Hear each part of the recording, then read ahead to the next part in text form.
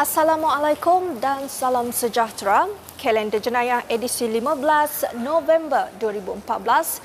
Kita mulakan dengan kes sekumpulan individu cuba memberi sokongan kepada kumpulan pengganas. 4 individu termasuk sepasang suami isteri yang cuba memberi sokongan kepada kumpulan militan negara Islam IS gagal selepas mereka dihadapkan ke Mahkamah Session Shah Alam pada 13 Oktober lalu. Mereka didakwa membeli tiket penerbangan pesawat Emirates dari KLIA ke Istanbul, Turki melalui Syria untuk memberi sokongan kepada kumpulan berkenaan. Penahanan mereka akhirnya membongkar kegiatan itu apabila ditahan di Shah Alam oleh pihak berkuasa. 4 individu dihadapkan ke Mahkamah Session Shah Alam atas pertuduhan cuba menyokong kumpulan militan negara Islam 13 Oktober lalu.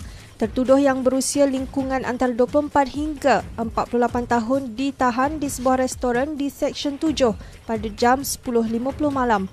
Tertuduh didakwa membeli tiket penerbangan pesawat dari KLIA ke Istanbul, Turki melalui Syria dengan cuba memberi sokongan kepada kumpulan pengganas. Kes disiasat mengikut Seksyen 130J-1-A Kanun Keseksaan.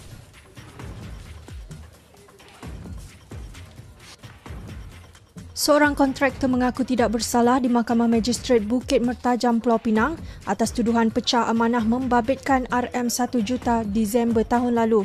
Tertuduh Hazli Shah Ahmad 27 tahun tidak menyerahkan cek berjumlah RM1 juta yang diamanahkan terhadap dirinya kepada penama Rahmah Muhammad 79 tahun. Ia didakwa dilakukan di sebuah bank tempatan di Seberang Jaya, daerah Seberang Perai Tengah pada 10 dan 11 Disember tahun lalu antara jam 12 tengah hari dan 5 petang. Susulan wanita didakwa menikam kaki seorang pemandu bas rapid Pening pada 5 Oktober lalu. Mahkamah Magistrate memerintahkan tertuduh Chong Lan Kyo, 49 tahun menjalani tempoh lanjutan pemantauan di Hospital Bahagian Tanjung Rambutan selama sebulan. Mahkamah juga menetapkan 10 Disember depan bagi sebutan semula kes berkenaan sementara menunggu laporan psikiatri. Susulan seorang penganggur menikam dan mencederakan 2 lelaki kerana dituduh curi angsa minggu lalu. Tertuduh Muhammad Rizwan mengaku bersalah di Mahkamah Magistrate Kota Baru, Kelantan ketika pertuduhan dibacakan terhadapnya. Mahkamah bagaimanapun menetapkan 17 Disember depan untuk menjatuhkan hukuman terhadap tertuduh.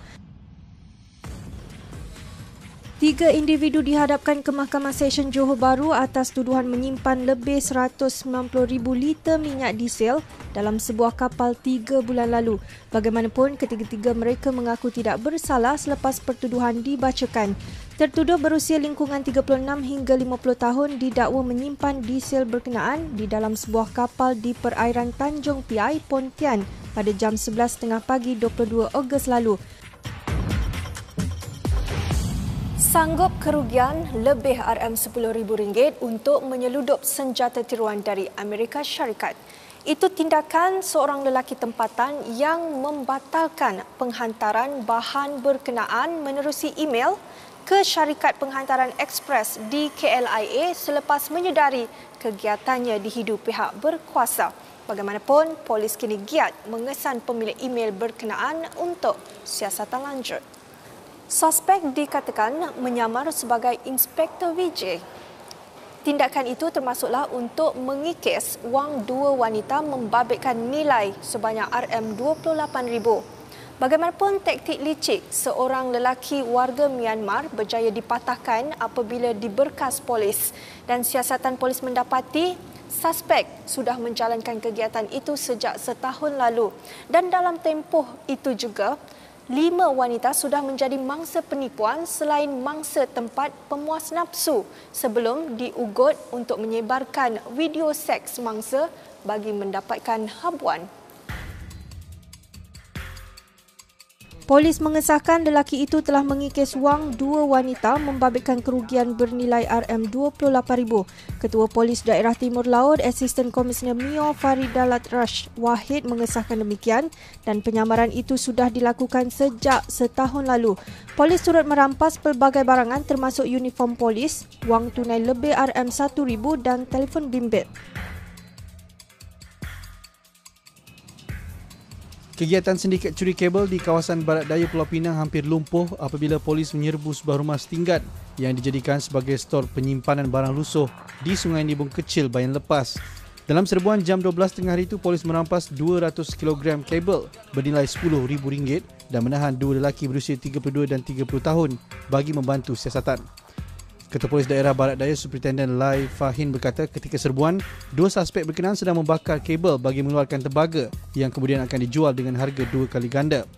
Difahamkan suspek berperanan sebagai orang tengah dengan membeli daripada sindiket yang mencuri kabel milik TNB dengan harga murah sebelum menjualnya kembali kepada pihak ketiga dengan harga berlipat kali ganda. Lai berkata serbuan itu dilakukan susulan laporan seorang penyelia TNB yang mendakwa setahu syarikat itu di sebuah tapak pembinaan di Sungai Ara di Ceroboh, Khamis lalu.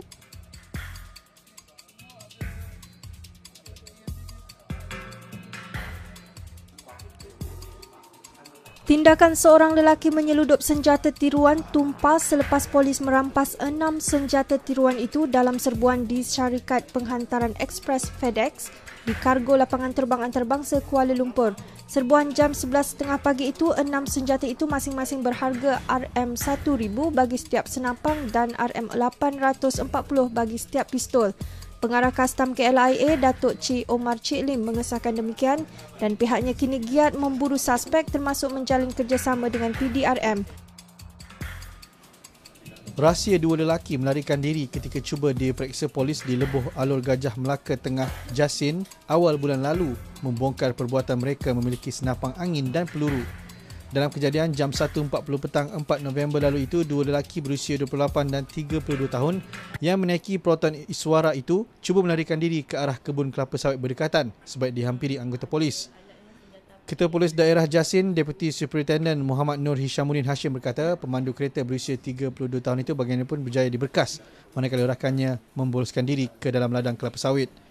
Pemeriksaan polis menemui dua laras senapang angin dan peluru. Hasil siasatan awal polis mendapati suspek membeli senjata itu dengan harga RM300 setiap satu daripada seorang lelaki di Gemas Negeri Sembilan. Suspek ditahan reman bagi membantu siasatan mengikut Seksyen 8(A) Akta Senjata Api 1960.